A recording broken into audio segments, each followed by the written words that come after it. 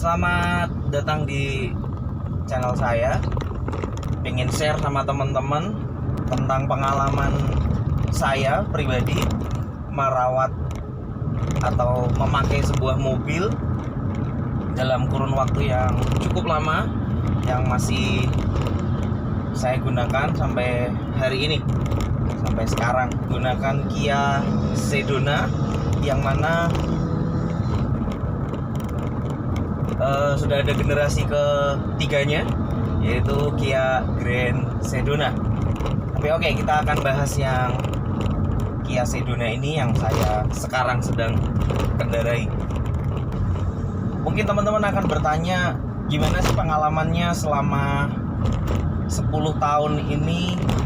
Pernah satu kali, tapi udah cukup lama, sekian waktu yang lalu, dalam perjalanan timing belt putus.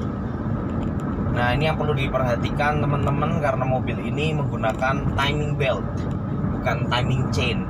Kalau sekarang, mobil-mobil sekarang sudah menggunakan timing chain. Justru itu sebenarnya lebih enak sebenarnya timing chain. Tapi oke lah, karena ini memang sudah konstruksi dari pabriknya menggunakan timing belt.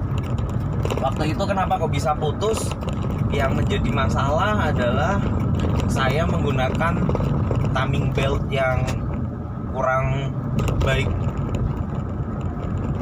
Jadi karena budget minim, harus ganti timing belt. Kami cari timing belt yang murah begitu, yang terjangkau lah. Istilahnya kalau di obat apa ya, generik, macam generik. Kami ganti. Klaim dari penjualnya bahwa timing belt generik ini bisa mencapai 50.000 km.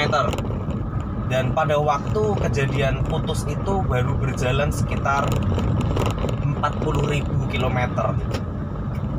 Waktu timing belt putus, ya untungnya nggak ada yang masalah serius, hanya penggantian timing belt saja. Jadi timing belt beserta tensionernya itu kami ganti semua.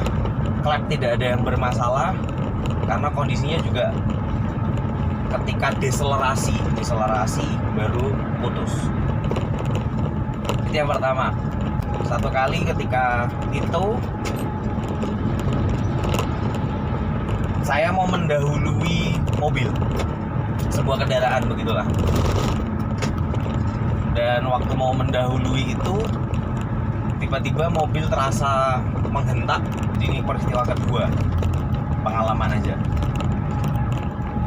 Mobil menghentak dan sekian jarak kilometer kemudian mesin mati mendadak. Dan di starter, dicoba di start sudah tidak bisa. Dibongkar, ternyata noken as belakang, karena mesin Kia Sedona adalah mesin V engine 6 silinder. Nah, noken as yang macet adalah noken as yang belakang, posisi belakang. Ya, ada dua klep yang bengkok, in sama X, masuk dan keluar bengkok.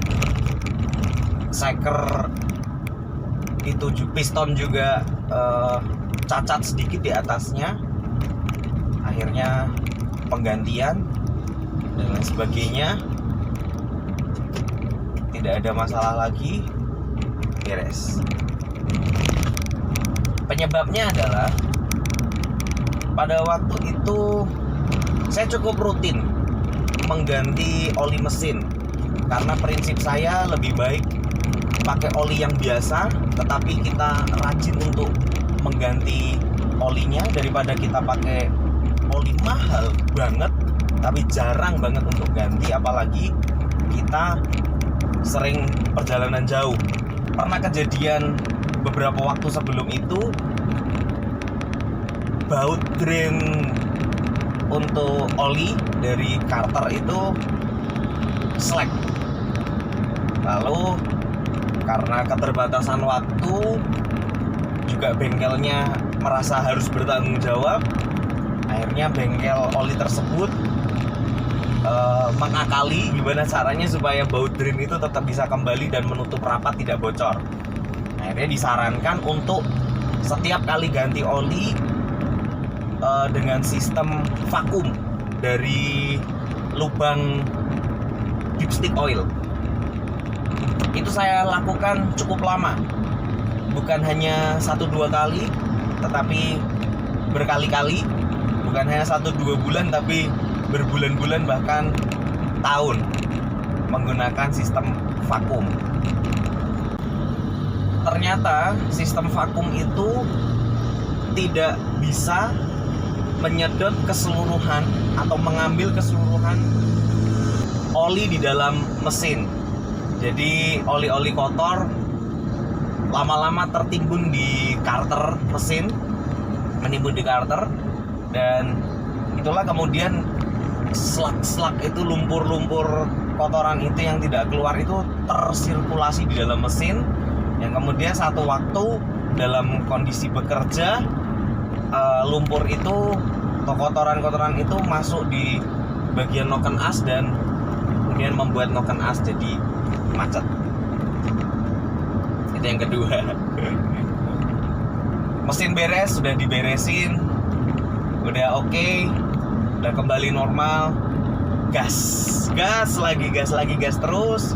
Kita pakai mobil sampai cukup lama, dan coolant yang ada di reservoir itu selalu berkurang setelah menempuh perjalanan jauh. Berkurangnya tidak signifikan, tapi tetap berkurang, dan itu membuat saya nggak nyaman. Akhirnya saya konsultasi ke salah satu orang yang dapat dipercaya, yang mana ini sekarang saya sedang menuju ke bengkel beliau, dan konsultasi akhirnya harus dilakukan turun mesin setengah pada waktu itu. Lalu saya bawa, karena sudah memang harus saya bawa untuk dilakukan pengecekan. Setelah dilakukan pengecekan turun setengah engine-nya, lalu didapati bahwa harus turun mesin total karena air sudah menyeberang ke ruang mesin, sebagian ke ruang bakar, sebagian ke ruang mesin. Itu sebabnya ketika perjalanan jauh coolant selalu berkurang. Bongkar mesin total, fully total. Parts-parts yang perlu diganti ada enggak pada waktu itu. Akhirnya saya pribadi memutuskan untuk tidak mengganti secara keseluruhan, hanya parts-parts yang sangat dibutuhkan saja yang memang perlu diganti. Dan akhirnya memakan waktu yang tidak sedikit juga, enggak pendek, tapi menyeluruh, termasuk kepada transmisi. Dan ya setelah sekian waktu beres. Intinya apa? Intinya sebenarnya mobil ini bukan mobil yang rewel, bukan mobil yang gampang rusak, karena tadi saya sudah sampaikan ke kita bahwa mobil ini sendiri sudah menempuh jarak 187.000 km dan akan terus bertambah. Hingga dari sini sebenarnya mobil ini cukup oke.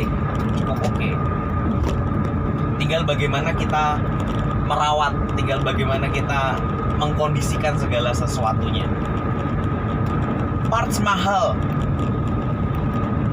enggak juga dibandingkan sama brand Jepang, bisa dibilang 11-12.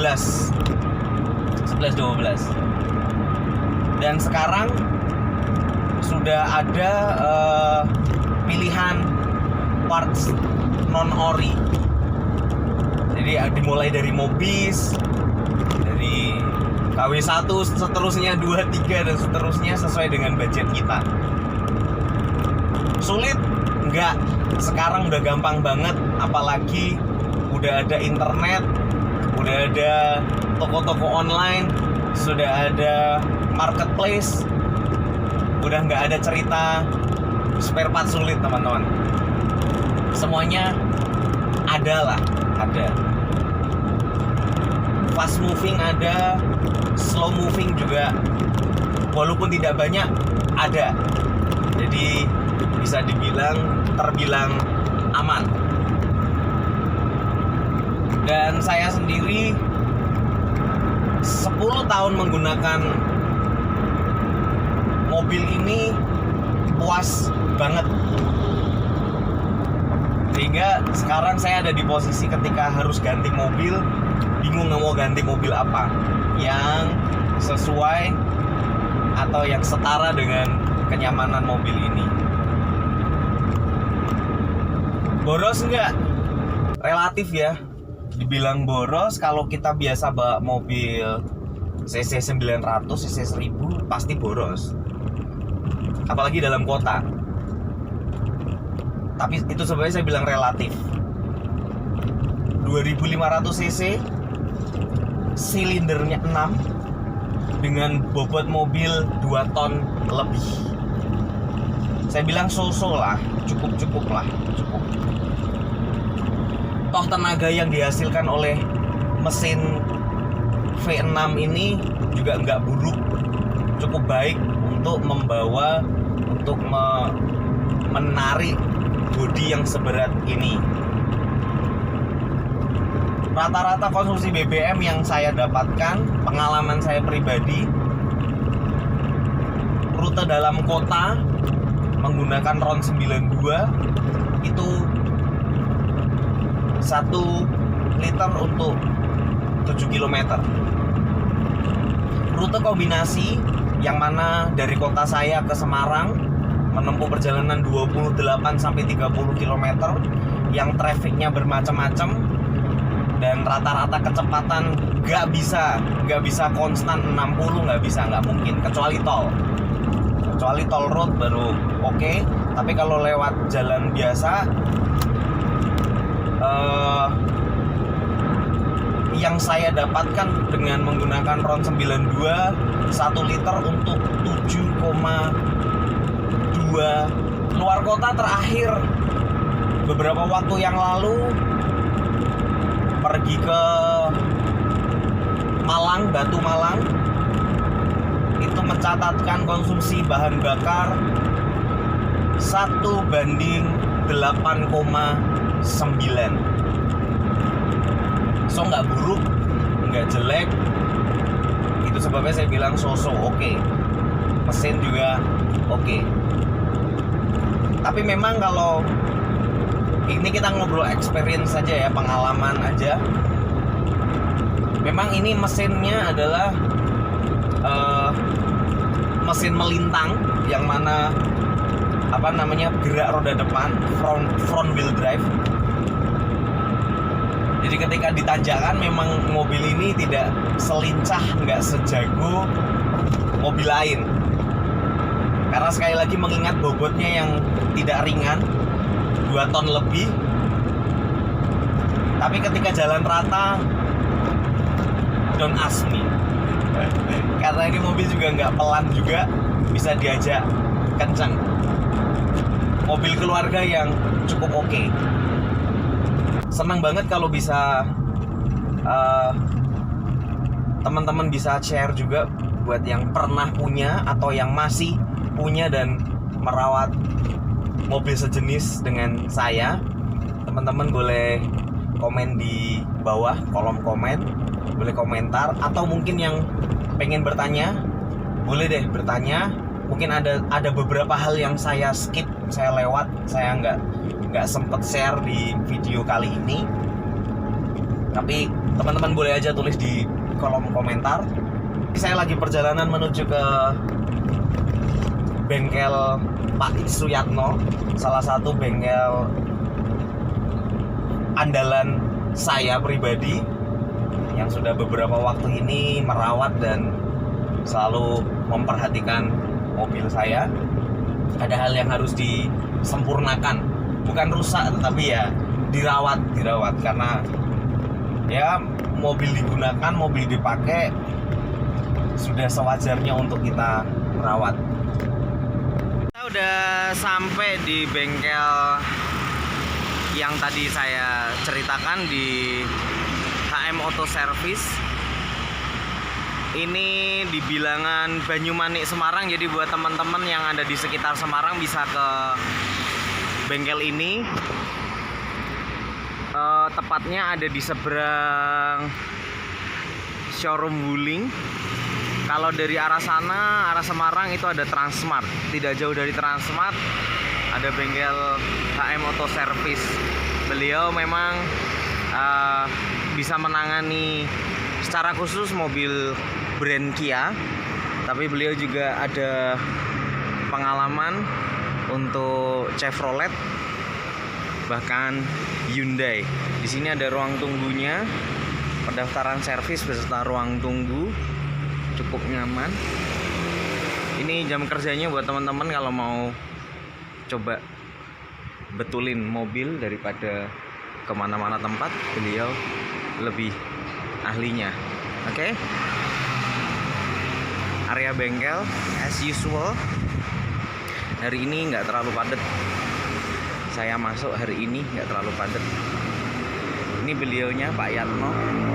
Kalau mau urusan dengan beliau cukup ahli untuk menangani baik Carnival bensin, Carnival diesel. Nah, ini beliaunya. Sip. Gitu teman-teman, bisa nanti dicek aja bengkel sini. Oke. Sampai jumpa di autovlog berikutnya. Terima kasih sudah menonton.